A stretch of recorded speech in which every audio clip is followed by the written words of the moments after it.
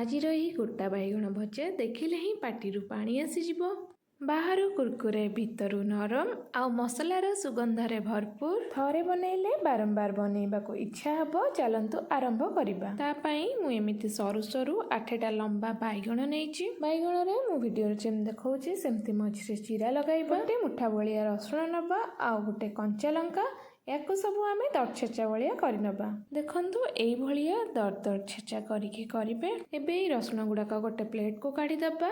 ଏଥିରେ ସ୍ୱାଦ ହିସାବରେ ଲୁଣ ପକାଇବା, 1 ଟିସ୍ପୁନ୍ ହଳଦୀ ଗୁଣ୍ଡ, 1/2 ଟିସ୍ପୁନ୍ ଲଙ୍କା ଗୁଣ୍ଡ ଆଉ 1/2 ଟିସ୍ପୁନ୍ ଭଳିଆ ସୋରିଷ ତେଲକୁ ପକାଇ ଏଥିରେ ଭଲ ଭାବରେ ଗୋଳେଇକି ରଖିବା। ଦେଖିପାରୁଥିବେ ଏଠି ପୁର ପାଇଁ ଆମର ମସଲା ପ୍ରସ୍ତୁତ ହେଇଯାଇଛି। ଏବେ ସବୁ ବାଇଗଣରେ ଏଇ ପୁରକୁ ଭର୍ତ୍ତି କରାଇବା ଯେମିତି ମୁଁ ଭିଡ଼ିଓରେ ଦେଖାଉଛି। ଟିକେ ଅଧିକ କରି ମସଲା ଗୁଡ଼ାକ ଦେବେ ବାଇଗଣ ମଝିରେ।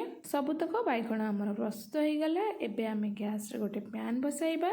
ସେଥିରେ 3 ରୁ 4 ଚାମଚ ସୋରିଷ ତେଲ ପକାଇବା।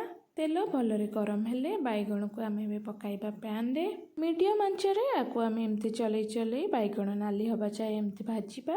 ଗୋଟେ ସାଇଡ୍ ଭଲରେ ଯେମିତି ଭାଜି ହେଇକି ନାଲି ହେଇଯିବ ତାକୁ ଏମିତି ଆମେ ଆଉ ଗୋଟେ ସାଇଡ୍କୁ କରିଦେବା। ବାକି ସବୁ ବାଇଗଣକୁ ବି ସେମିତି କରିନେବା। ଏଠି କିଛି ସମୟରେ ହିଁ ଦେଖନ୍ତୁ ବାଇଗଣ ଗୁଡ଼ାକ ସିଝିଗଲାଣି ଆଉ ଭଲରେ ନାଲି ହେଇ ଭାଜି ହେଇଗଲାଣି। ୟାକୁ ଗୋଟେ ପ୍ଲେଟ୍ରେ କାଢ଼ି ନେବା ଆଉ ଗରମ ଏନ୍ଜୟ କରିବା। ରେସିପିକୁ ଘରେ ଥରେ ନିଶ୍ଚିତ ଟ୍ରାଏ କରିବେ। ମୋର ପୁରା ଆଶା ଆପଣମାନଙ୍କୁ ଭଲ ଲାଗିବ। ଏହି ଭିଡ଼ିଓ ଆପଣମାନଙ୍କୁ ଯଦି ଭଲ ଲାଗିଲା ଲାଇକ୍, ସେୟାର, ସବସ୍କ୍ରାଇବ୍ କରିବାକୁ ଜମା ବି ଭୁଲିବେନି। ରହିଲି, ନମସ୍କାର, ବାଏ।